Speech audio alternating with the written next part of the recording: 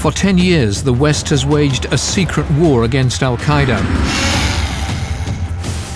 Last time we detailed America's campaign of abduction, clandestine interrogation and torture. But in recent years, the secret war has moved into a new phase. The best game in town. The one that's shifted the battlefield in our favor. Did you say they could carry out drone attacks on Pakistani soil? No, I didn't say that. You didn't agree to it? No. Under increasing pressure, Al-Qaeda has found ways to adapt and strike back to deadly effect. It's not watch, it's detonator. To kill as much as I can, inshallah. I've watched this story unfold since 9/11. For this series, I've talked to those at the heart of the secret war, including the former head of MI5, who reveals in her first television interview how the threat escalated. We felt really, really oppressed by the scale of what we were having to deal with and the choices we were having to make. After a decade of fighting the world's most formidable terrorist organization, is the West winning? And 10 years after 9/11, are we any safer from attack?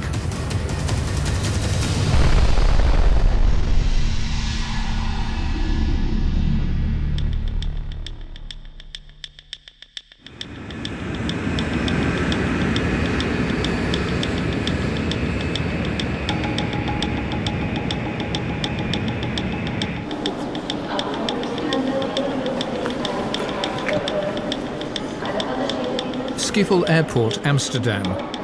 On Christmas Day 2009, Jasper Scheringa was heading to America on Flight 253 to spend the holidays with his sister.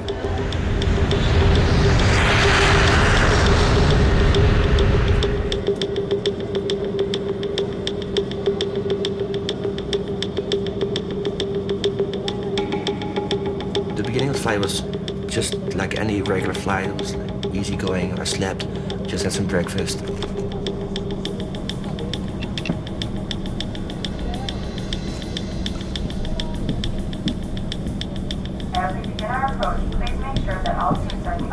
The plane was getting ready for final approach. Suddenly we hear like an explosion, a real sharp explosion. And when you hear an explosion in a plane, like your heart stops. But Jasper reacted instinctively. He launched himself straight at the bomber. He was trying to do something in the area of his underpants. So I grabbed this bomb thing. It was on fire. It was a real strange object, but he was trying to resist, and the bomb residue was dripping on the floor. So at that point, my major concern was that this plane was getting on fire. He was very scared. He was like shivering. He had like this dead look in his eyes, like he thought he was already gone. I thought that he might be in heaven. Give me a hand! Close leg! What do you do? Yeah, I told him, I said to him, so what is wrong with you? So how can you do this? And then I slapped him.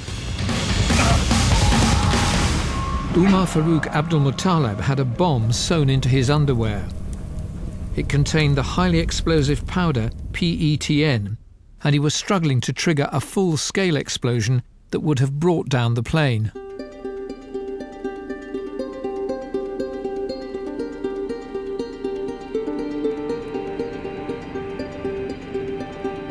Flight 253, safe on the ground, after what the White House says was a serious terrorist attempt. It was later on that I found out, I think a day later, that I found out it was actually Al-Qaeda and the big terrorist network behind it. How lucky were you? We really shouldn't be here, because the first pop that we had in the plane, that was supposed to be the final detonation of the bomb. And so I don't know why, maybe it's my little angel on my shoulder, but yeah, so we survived. How close did Abdulmuttalib come to succeeding over Detroit on Christmas Day? Unfortunately, too close. This particular individual who's putting these explosives together, I would consider to be, as my experts would, to be very creative and very good. What are you doing? How do you regard the passenger who tackled Abdul-Muttalib? A hero. A true hero. More than 8 years after 9/11, Al-Qaeda could still breach security at a European airport and be seconds away from destroying an American aircraft over an American city.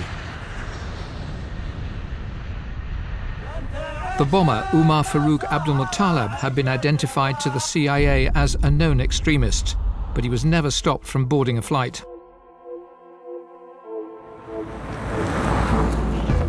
It wasn't meant to be like this.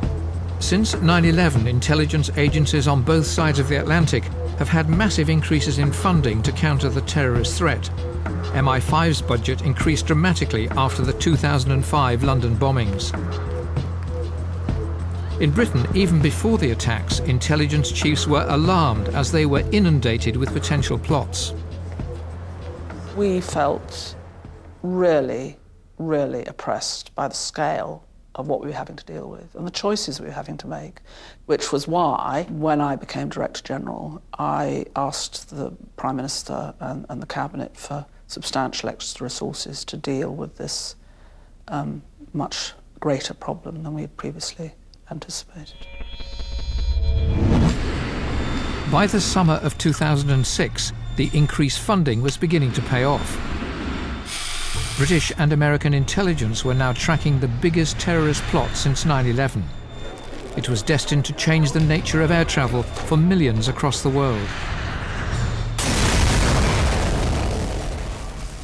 It was and remains today, 10 years in, the most significant plot that we faced. It's my view that it was intended to be the 5th anniversary attack. The plans were ambitious and extensive. The technology was simple.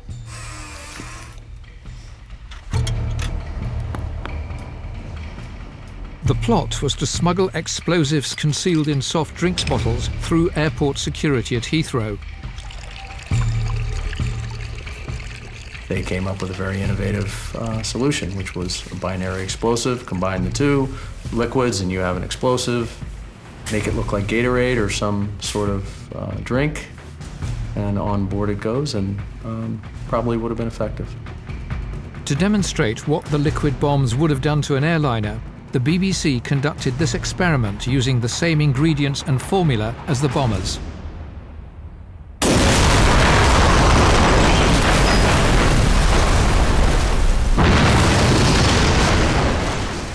The plan was to detonate bombs on 7 transatlantic flights simultaneously. It would have been an attack conducted by British citizens against the United States of America and Canada. If the explosions had taken place in mid-Atlantic, the chances are high that we would not have known how it had happened. The airline industry would have closed down or been severely altered for a number of years, and it would have been a major political success for Al-Qaeda.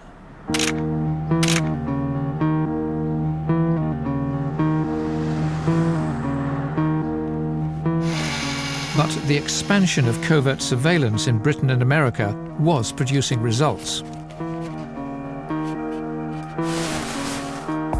The scale of the surveillance was unprecedented.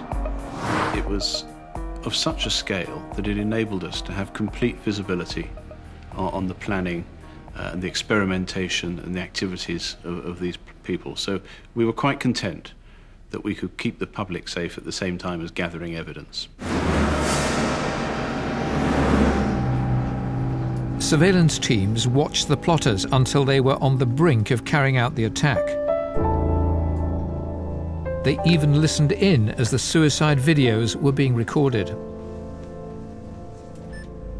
We Muslims are people of honor. We are people of Izzah. We're brave. We've warned you so many times to get out of our lands. leave us alone. And now the time has come for you to be destroyed. You have nothing but to expect a flood of marked operation, volcanoes of anger and revenge erupting amongst your capital.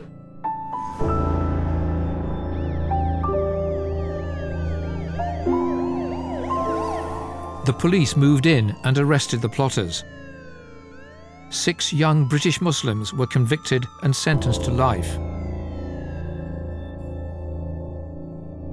It was an unprecedented success for the West's secret war on terror.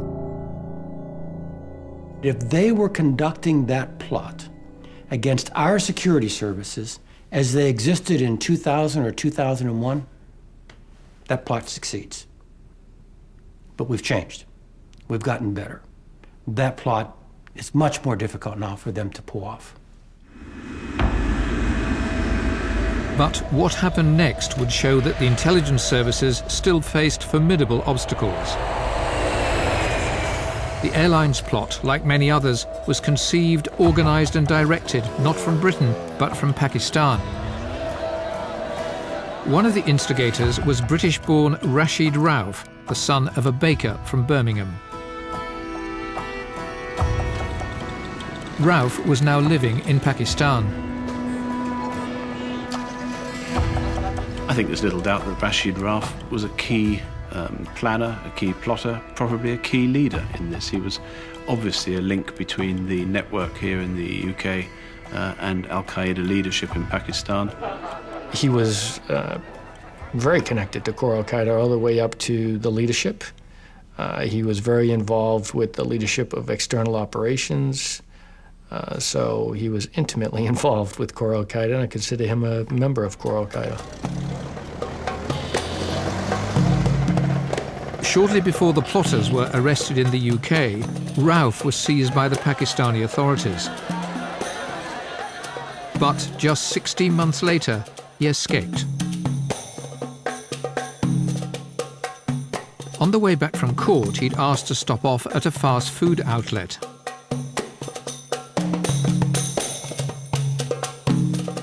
He then asked to pray at the mosque next door.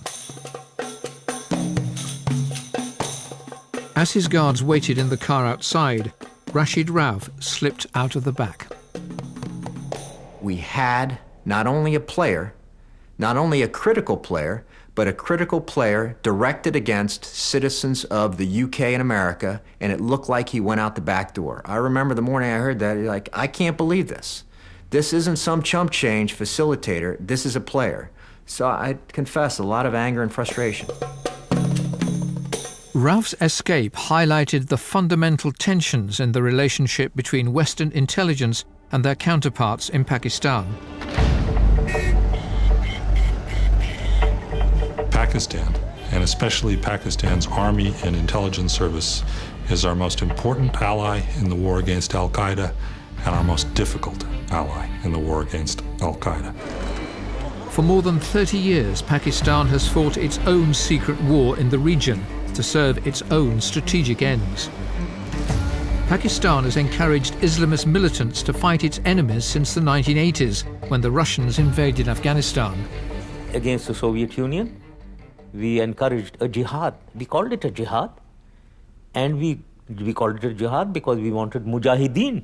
And we called them mujahideen to come from all over the Muslim world. And they came from Morocco to Indonesia. Everyone came, 25,000 roughly. And then we trained Taliban and set them in from Pakistan, the tribal agencies of Pakistan. So we introduced religious militancy in Afghanistan and its fallout on Pakistan. And also we introduced the concept of jihad. Pakistan, and especially the Pakistani army, over the course of the last 3 or 4 decades, has been the incubator and midwife of more international terrorist jihadist organizations than any other in the world. In effect, they have created a jihadist Frankenstein in order to pursue their own national security interests.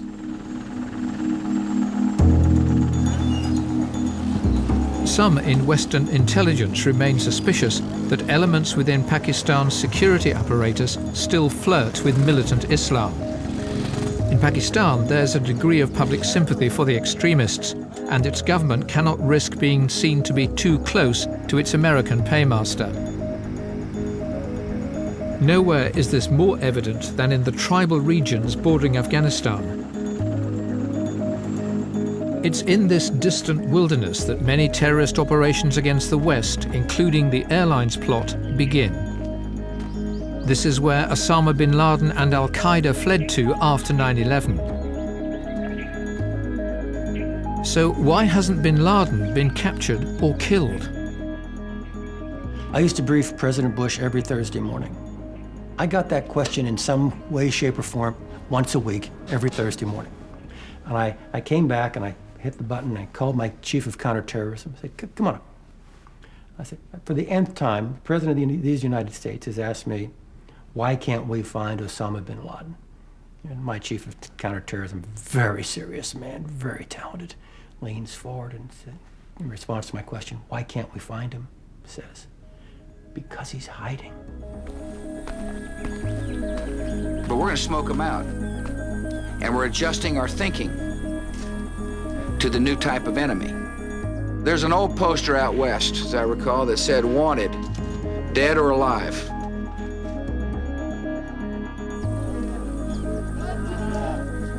Why hasn't Osama bin Laden been captured 10 years on? Because the area is hostile and the people being sympathetic, where people have provided him safe haven in the past. He was one of the mujahideen who came against the Soviets. So at that time, he was a hero, isn't it? These mujahideen were all considered to be heroes fighting the Soviets. And now he's a villain and he has to be apprehended. The people, their custom is of hospitality towards a guest, and they are known to provide hospitality even with their lives.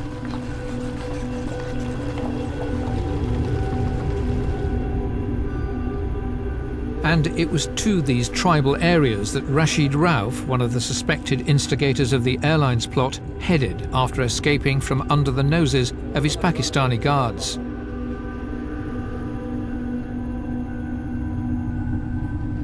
Now, in relative safety, he was free to help coordinate further plots against the West. In the late summer of 2008, he met a young jihadi volunteer who'd been brought up in America. This was the new, very dangerous model, which is, we, Al-Qaeda, will recruit you. We will train you to be very capable. And he was very capable in terms of the explosives that he was making. Very dangerous, very, very, very potent. And then we'll send you home and you figure out what your target's going to be, but just make it big and impactful.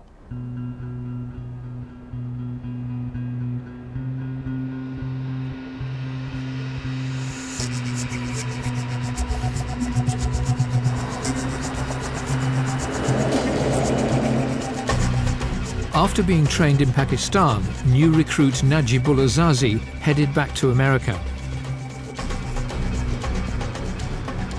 He'd been identified as a terrorist suspect through intercepted emails. The FBI secretly monitored him buying peroxide and acetone, household products that were the ingredients for a bomb. This was the real thing. This wasn't aspirational. This wasn't he was planning to or thinking about. This was he had built the explosives, tested them, understood that he could build them, and was going to New York to manufacture more explosives and then to deploy that operation likely in New York. Zazi planned to strike at the very heart of New York, but the FBI had him in their sights.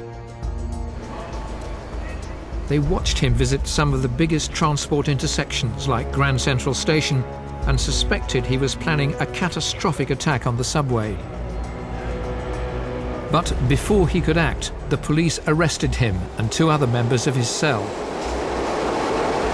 Were it not for the combined efforts of the law enforcement and intelligence communities, it could have been devastating. The FBI's operation disrupted what would have been America's first homegrown suicide attack.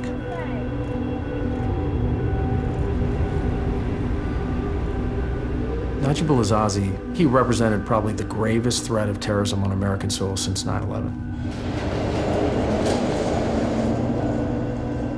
For the second time, a major plot linked to Rashid Rauf had narrowly failed to inflict massive civilian casualties.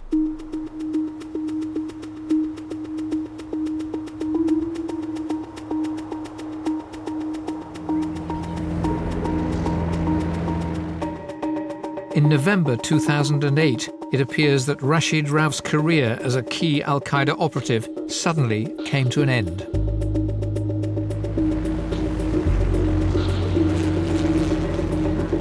Well, my information is that Rashid Rauf was killed in a drone attack.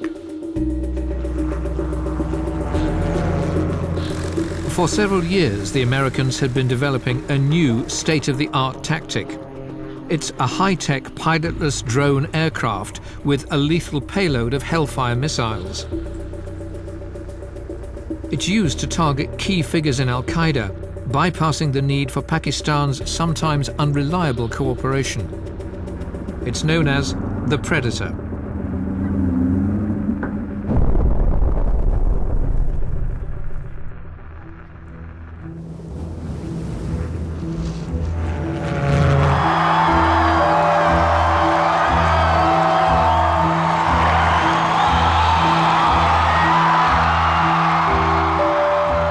Barack Obama's election victory in November 2008 signaled a fundamental shift in America's approach to the war against al-Qaeda.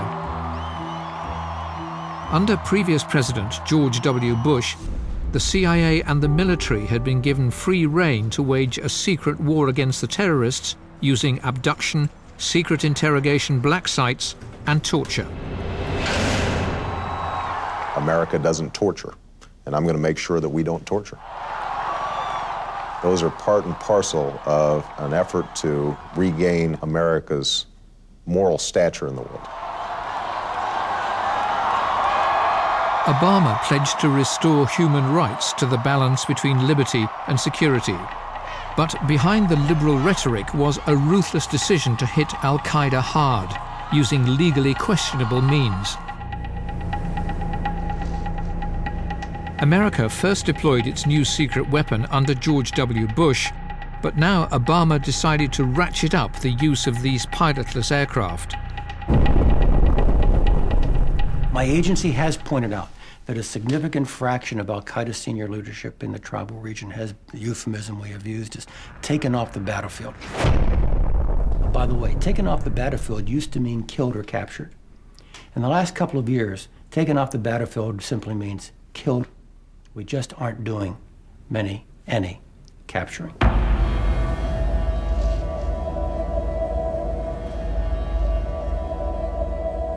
Although launched from Afghanistan, the drones are piloted by remote control thousands of miles away inside the United States. The military is happy to show off its drones, but the CIA program is so secret, the agency won't even acknowledge its existence. That a significant portion of al-Qaeda senior leadership in the tribal region of Pakistan has been killed. By drones? Well, your words, not mine. All I can say is they've been killed. Killed with suddenness and precision, I couldn't.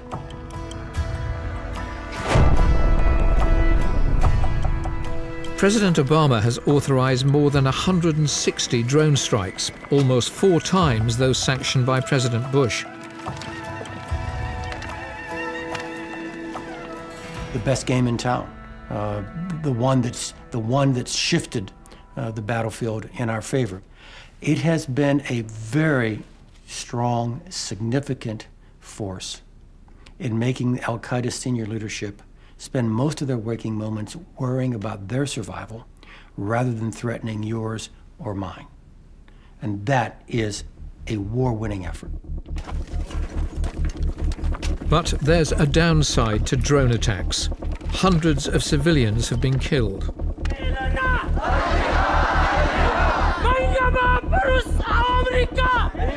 Protests have mounted across Pakistan, fueling anti-American propaganda even more. 9 बजे का वक्त था, हम सो रहे थे कि अचानक drone हमला हुआ जिससे हमारे बाबी और इसकी भतीजी शहीद हो गए। जब मैं कमरे से बाहर निकल आया। What's your view of the drone attacks on Pakistani soil? I'm sure that they pick up the right targets. But then there is the problem of collateral damage, number one, killing of civilians. And the second issue of violation of our territorial integrity or sovereignty. Did you say the Americans could do this? Did you say they could carry out drone attacks on Pakistani soil? No, I didn't say that. You didn't agree to it? No, no. The use of drone strikes inside countries where the US is not involved in armed conflict is a violation of international law, according to some authorities. And some believe it's tantamount to unlawful extrajudicial killing. This is a quite awesome power, the power to label somebody as an enemy, and by virtue of having labeled them as an enemy, wipe them out without judicial process of any kind.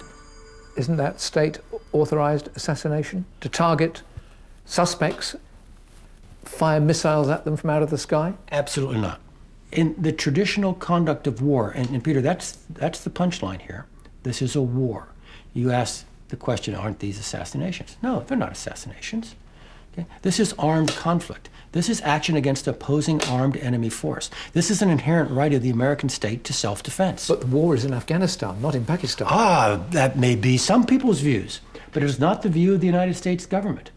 Two presidents of the United States have said we're at war. We've seen over and over again the administration, at first the Bush administration, and now the Obama administration, label somebody as a terrorist only to find out later on that the evidence we relied on was weak or just outright wrong.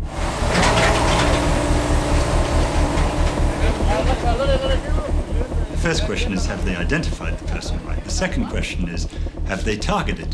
Have they got the right place to shoot the drone at? Is that where the individual really is? The odds of them getting that right are very slim. And then the third problem is, who does get killed? Are these really Taliban people in Al-Qaeda, or are they random civilians who had nothing to do with it? I think we'd be naive to believe the propaganda that says that firing these fantastic weapons is killing the right people.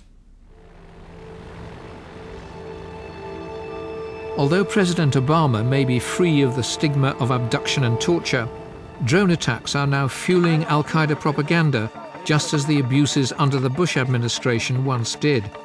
And they're driving more recruits to the terrorist cause, as one dramatic event in late 2009 was to prove. Forward Operating Base Chapman is the intelligence nerve center of America's secret drone war.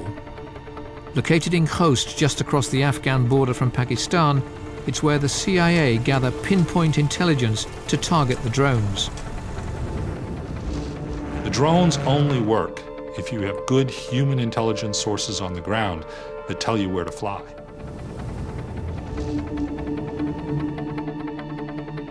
From here, the CIA runs a network of spies and informers. This is the precarious front line in the secret war on terror. If you're going to run assets into the tribal belt on the Pakistani side of the Afghan-Pakistan border, you have to be as close as possible. You don't want to have to communicate with them from afar. You want to be able to deal with your assets within an hour or so after they leave Pakistan. This is very dangerous work against a very capable enemy. That's an example of our pursuing the kind of exquisite intelligence that is legally and morally required before you can carry on some of these activities. This is not without risk.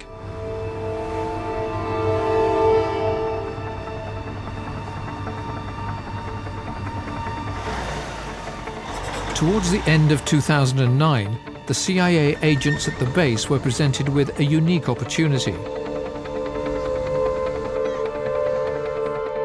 Jordanian intelligence had a Palestinian source called Khalid al-Balawi, who said he'd infiltrated the highest ranks of al-Qaeda. In this case, you had an asset who had spent considerable time building his cover story, that he was a penetration of al-Qaeda, that he had been an al-Qaeda propagandist, but that he had turned. He had come to see that al-Qaeda was an enemy of Islam. What al-Balawi was offering was the holy grail of the secret intelligence war.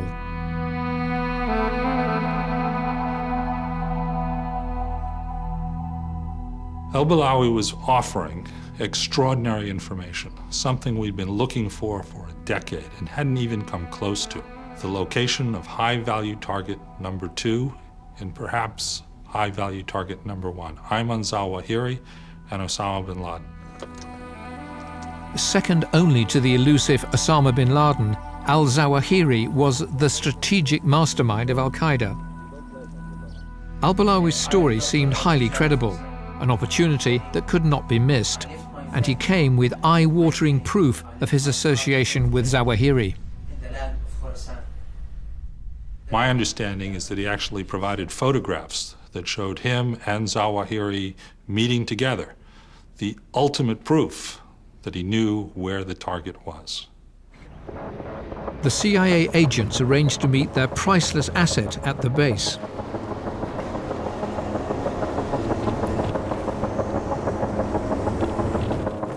When al-Balawi arrived with his Jordanian handler, the most valuable asset the agency had ever recruited in its secret war against al-Qaeda was greeted by a CIA reception committee.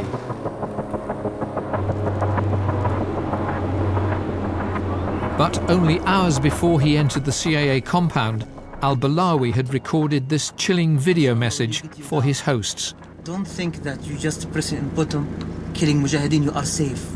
Inshallah, will death will come to you through unexpected way, inshallah. Look, this is for you. It's not watch, it's detonator. To kill as much as I can, inshallah. This is my dua. To kill you, to kill your partner, Jordanian partner, and inshallah I go to the Firdaus al-A'la, paradise, and you will be sent to the hell. And Yawm al-Qiyamah, we will inshallah see you again. As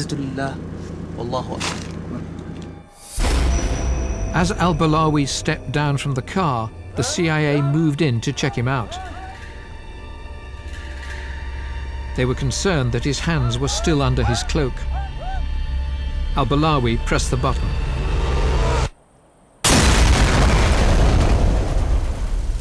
Seven CIA officers were killed, including the head of station. It was the deadliest attack on the CIA in more than 25 years. The attack at Khost showed just how sophisticated and cunning al-Qaeda has become. It's not watch, it's detonator.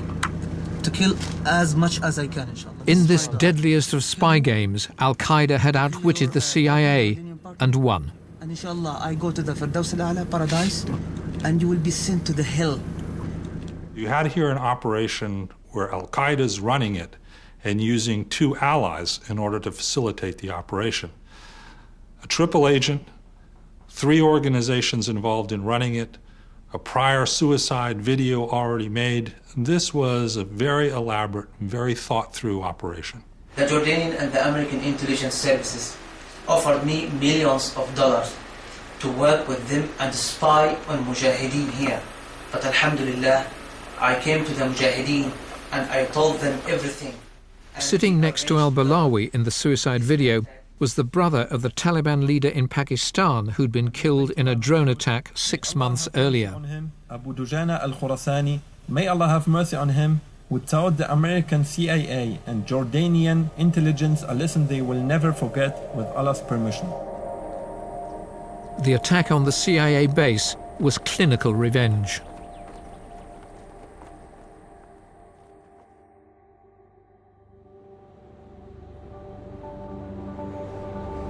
America's drone war has had other far-reaching consequences.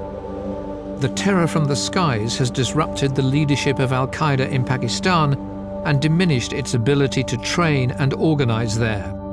That's a key reason why, since 2009, al-Qaeda's focus has changed. It's always been a learning organization. I mean, it's always adapted. It's for want of a better phrase, a worthy adversary in that sense. But I think as a measure of our success, al-Qaeda has been forced to adapt, perhaps in ways that they would not have chosen otherwise.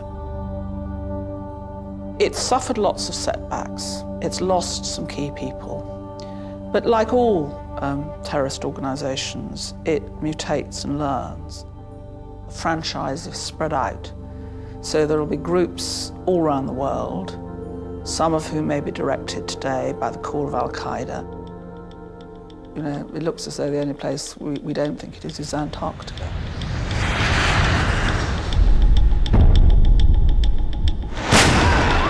The Christmas Day attack on the flight over Detroit was a terrifying demonstration of Al-Qaeda's new flexibility. The young bomber Umar Farouk Abdul Muttalib had never set foot in Pakistan. ويا إخواننا المسلمين في جزيرة العرب أنتم أحق بالاستجابة إلى الجهاد لأن العدو في بلادكم. The Nigerian student had been trained in Yemen by Al-Qaeda in the Arabian Peninsula, or AQAP. In my opinion, AQAP right now is a greater imminent threat than core Al-Qaeda. Yemen has now become an alternative location for terrorist training, a location that boasts its own charismatic Al-Qaeda figurehead.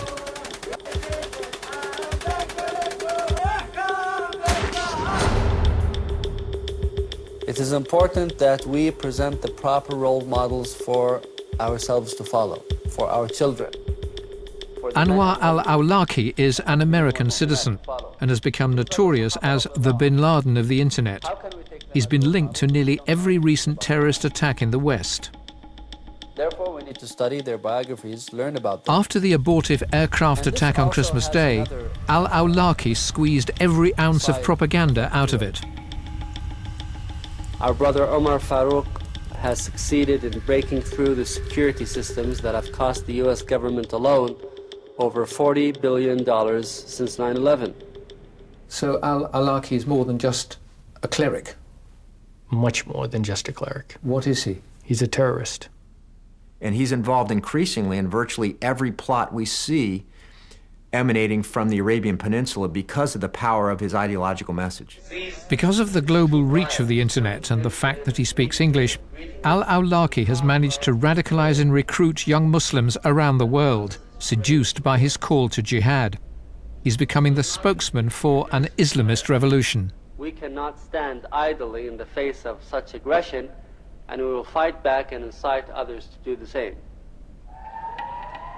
It's a terrible tragedy. It's stunning. As I say, as I've gone around to the hospital here, as I've been at the scene, soldiers and family members, and many of the great civilians that work here are absolutely devastated. Al-Awlaki was mentor to Major Nidal Hassan, a Palestinian psychiatrist serving in the American military. In November 2009, he shot dead 13 soldiers inside a Texas military base. ما قام به الأخ نضال حسن هو عمل بطولي وعمل رائع وكما قلت. In May last year, a young British student stabbed and wounded the former government minister Stephen Timms at his constituency surgery. She admitted she'd drawn the inspiration to kill him from watching al-Awlaki on the internet. A very charismatic individual. He's very articulate, and if we could say in some shape, an intelligent human being, albeit warped human being. Last October, al-Awlaki's group managed to place 2 sophisticated bombs on cargo planes bound for the US. They were concealed in printer cartridges. Had the bombs exploded, the result could have been 2 Lockerbie-style disasters. It was not only sophisticated, but it was creative and incredibly difficult to detect through routine measures that are taken. And al-Awlaki lost no opportunity to publicize his coup. His glossy in-house magazine boasted the operation had cost just $4,200, including post and packing. It had forced every cargo company to increase its security at great cost.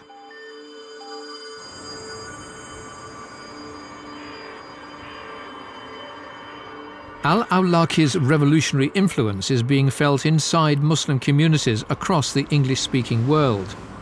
In the UK, a mosque in Luton has experienced the effect.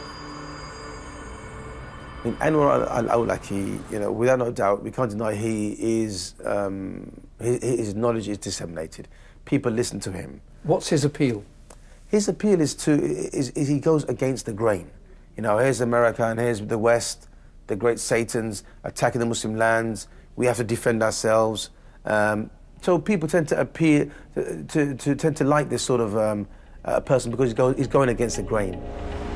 During Ramadan in 2007, a young man came to the Luton Islamic Center and began expressing extremist views and preaching the need for jihad. The mosque chairman stepped in. I exposed his beliefs in front of all the community, and he was sitting there listening to all that. And I thought that would be enough embarrassment for him to remain silent. But instead he got up and he stormed out. Then, last December, a suicide bomber attacked the centre of Stockholm. The bomber blew himself up, but luckily no one else died as his bomb exploded before he could reach the busy shopping streets. The bomber's name was Taimur al-Abdali. He was the young Muslim who'd stormed out of the Luton Mosque. It's thought that Anwar al-Awlaki influenced al-Abdali in Stockholm. Would that surprise you? No, it wouldn't surprise me, because Anwar al-Awlaki advocates suicide bombing. He advocates killing innocent people. Al-Awlaki's influence and ability to communicate directly with so many impressionable young Muslims suggests that it's more important than ever for the community to inform the police about potential extremists. But for many Muslims, that's a difficult and controversial step to take. Didn't you feel any obligation as a British citizen to inform the authorities about somebody about whom you're concerned because of his extremist views? If we are seen to pass on information about the people that we're dealing with on a grassroots level, number one, we lose our credibility. Number two, these people will then go into hiding. That makes the job for the intelligence service more harder. إن الذين يكتمون ما أنزلنا من البينات والهدى من بعد ما بيناه للناس في Al-Awlaki is now a marked man. It's believed that he's become the first American citizen to be designated for capture or killing by the CIA, authorized by President Obama. I understand that the President has authorized the targeting of al-Awlaki. Is that not state-authorized assassination? You know I can't comment on that, Peter. But he's somebody you would be happy to see removed from the scene. What I would be happy is that these individuals need to be neutralized in some way. Al-Awlaki personifies the most pressing current threat in the secret war on terror. His ability to preach in English through the internet has radicalized a new generation.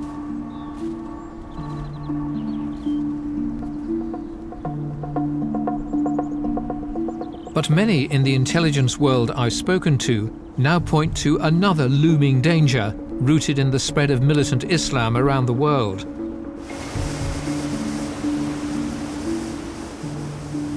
To find out more, I travelled to the cold and unlikely setting of America's Midwest.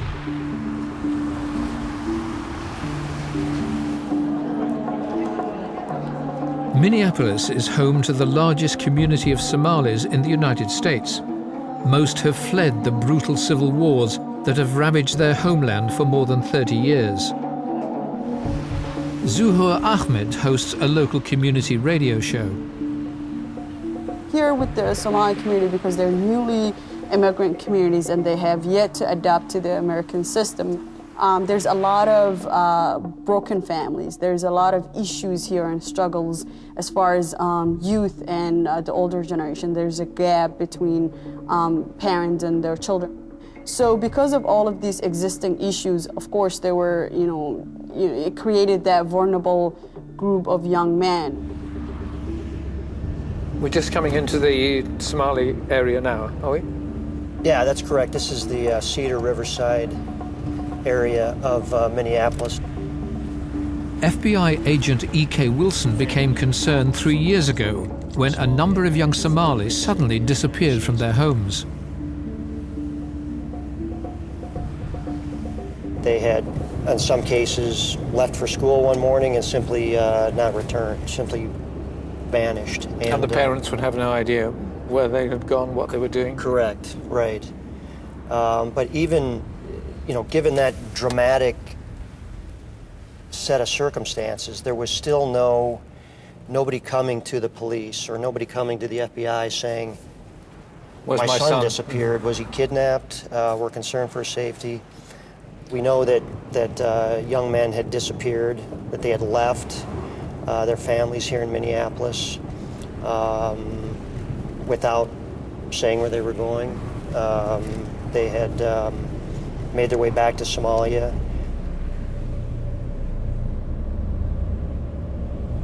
At least 20 young Somalis had left Minneapolis and travelled 8,000 miles to the heart of a brutal civil war.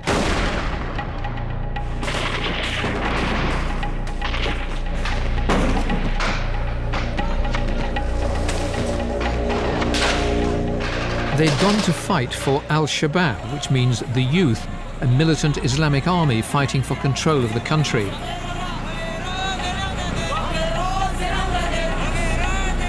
Al-Shabaab is affiliated to Al-Qaeda. When you look at the Al-Shabaab videos, they're calling out for the youth, specifically for the youth, and they're saying, come on, fight for your land, come on, fight for your religion, and come on, free yourself from the oppression. One of the young men who went to join Al-Shabaab was Shoa Ahmed. To his friends, he was just a typical American kid who'd recently left college.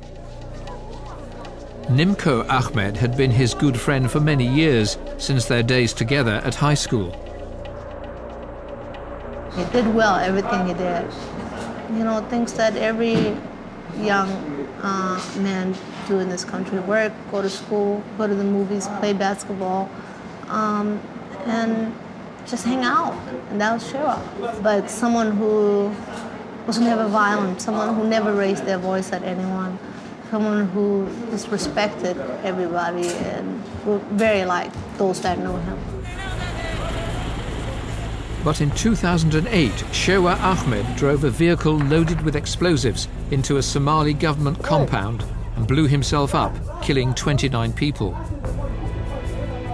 It never came to mind that I would actually know someone who actually committed a suicide bombing, because that was something that I normally would just see and always be frightened about. But the first day I actually saw Shoa's face, it was on a newspaper. And I just broke down. I broke down and I just didn't know whether it was the same Shoa I knew or this was somebody else. He was America's first ever suicide bomber. His remains were returned to his family in Minneapolis. They're now buried beneath the snow. Although so far Al-Shabaab has never been linked to attacks on the West, the FBI is concerned about other young Somalis returning to the US not to be buried, but to send fellow Americans to their graves. But our number one priority has to be the fact that one of these individuals could potentially come back to the United States and carry out an attack. Most people in the Somali community find this difficult to believe. Because I know these young men, I don't see them doing that, knowing that their families are here in this country and they would never want to actually jeopardize their family's life. But at FBI headquarters in Washington, the feeling is very different. Are you worried about young American Muslims going to Somalia, joining Al-Shabaab, and then coming back and forming sleeper cells on mainland America? Yes, and they may have already done that, and that is one of our missions, is to detect that and to prevent that. But we would be not doing our job if we weren't thinking ahead and looking at the possibility that actually some of these folks are coming back for planning here in the United States and attacks. Why do you say some of them may already have done that? We have not identified all of those individuals and they've traveled back to the United States. So the question is, has that evolution of the group and their contacts with other Al-Qaeda affiliates matured to the point where the United States is the primary goal. More than 250,000 Somalis live in the UK. They're one of the most marginalised communities in the country. And British intelligence believes that a significant number of their young men have gone back to Somalia to train and fight with al-Shabaab. Have you concerns about young British Somalis travelling to Somalia? I think we have to be concerned about some of these journeys, which some of them clearly have no innocent explanation. We know there are terrorist training camps in Somalia, and there is real worry that some of these young people have been drawn there to train, and that there has to be the possibility that some of them will return to the UK with the intention of committing some sort of terrorist activity here.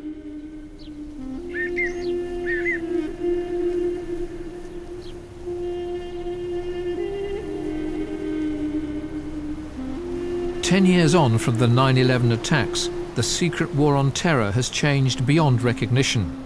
Al-Qaeda is now global, resilient, adaptable, and inventive. The American base at Guantanamo Bay is a stubborn reminder of how difficult and controversial the war has been. Within days of taking office, President Obama promised to close Guantanamo, and with it an unedifying chapter in American history. And we then provide the process whereby Guantanamo will be closed no later than 1 year from now. But more than 2 years later, there are still around 170 detainees held without trial, many Al-Qaeda's hardcore. Some have been ill-treated in the past. We were only allowed to film a few and forbidden to show their faces. Well, we've been with these guys for 9 years. We know who we picked off the battlefield. We know what type of guys they are as far as compliant and non-compliant.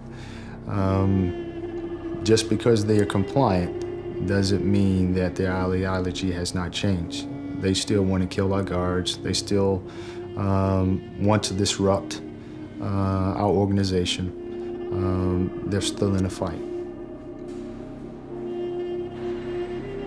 The continuing existence of Guantanamo provides Al-Qaeda with an ongoing propaganda gift. But the military believes it's still serving its purpose. Has Guantanamo made America safer? Those individuals are here in Guantanamo. They're off the battlefield. So therefore that has helped, that has contributed to making us safer, I would think, yes. Half the remaining detainees have been cleared for release, but many of the countries they come from don't want to take them back, believing they're too dangerous. President Obama pledged to try detainees in civilian courts in America, but it's proved almost impossible. Much of the evidence obtained through torture and ill-treatment is likely to be thrown out. So now the president has ordered a resumption of military tribunals at Guantanamo Bay. For the time being, it looks like he's stuck with Guantanamo and the legacy it represents. If you remember, September the 12th, 2001, there was an enormous reservoir of goodwill towards the United States because Americans had been victims of a terrible crime. But because we responded to that in a way that threw away our values, we were viewed as hypocrites. We created Guantanamo Bay in Cuba, and we said it was to preserve our way of life, and yet the first thing we jettisoned was the rule of law. Hypocrisy breeds hatred, and I'm afraid it has bred hatred around the world. And now large numbers of people around the world despise us who used to feel sympathy for us. But despite the damage done to America's reputation by the abuses of the secret war, some intelligence chiefs feel that the pressure on Al-Qaeda is paying off. They believe that 10 years of steady attrition against Al-Qaeda has made a 9/11 type attack much less likely. It's much more difficult for them to conduct the spectacular. The way I summarize it is, future attacks will be less complex, less well-organized, less likely to succeed, less lethal if they do succeed, and more numerous. I mean, what is Al-Qaeda other than a terrorist organization? I mean, what's the identity of Al-Qaeda globally? If you take terror away, they're pretty damn ordinary. The secret war has left its lasting mark on the conflict, but there's now a growing realization within the intelligence community that hearts and minds are an increasingly critical front on the battleground. I think that making sure that we hold to our values, our ethical standards, our laws, and are not tempted to go down the route which others, in my view, have made the profound mistake of going down, means that in the longer run, we'll have a chance from that moral authority of addressing some of the underlying causes of these problems, looking for the long-term political solutions. Is the war winnable? Not in a military sense. There won't be a Waterloo and El Alamein. If we can get to a state where there are fewer attacks, less lethal attacks, fewer young people being drawn into this, less causes, resolution of the Palestinian question, less impetus for this activity, I think we can get to a stage where the threat is much reduced. But the terminology about winning the war on terror was not something that I ever subscribed to.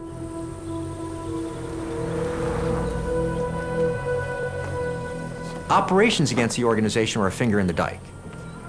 We can't fight the revolutionary message.